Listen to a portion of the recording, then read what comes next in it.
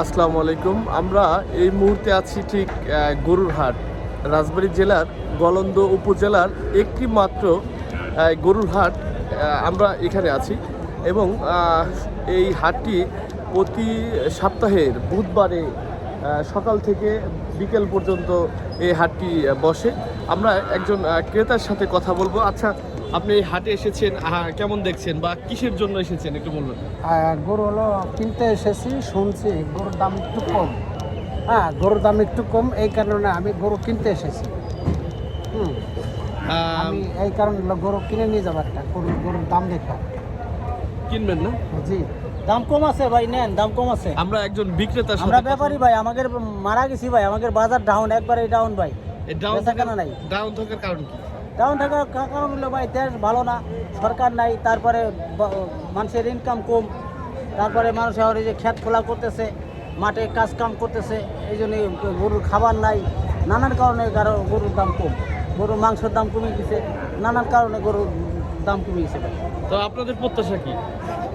আমাদের ভাই প্রত্যাশা কি, আমরা এখন বেচাকেনা করতেছি, আসি কোনো রকম। এই হাটটা কেমন জমে?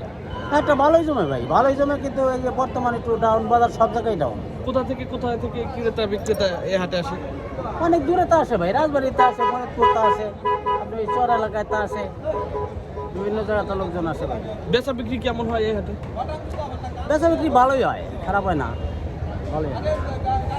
আমরা আপনাদেরকে যদি দেখাই যে এখানে কিন্তু প্রচুর ক্রেতা বিক্রেতা রয়েছে এবং প্রতি সপ্তাহের যে বুধবার, এই বুধবার কিন্তু সকাল থেকে বিকেল সন্ধ্যা পর্যন্ত কিন্তু এই হাট জমজমাট থাকে এবং এখানে কিন্তু গবাদি পশু, গরু ক্রয় ও বিক্রয় করা হয়।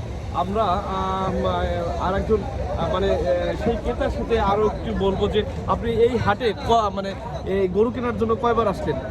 আমি যে কয়েকটা গরু কিনছি আমি সব এই হাটে থেকে কিনছি। খুব ভালো এই হাট। আর হচ্ছে বর্তমানে গরুর দাম খুবই কম, এই কম দেখে আমি আরও আগ্রহ করে আইছি।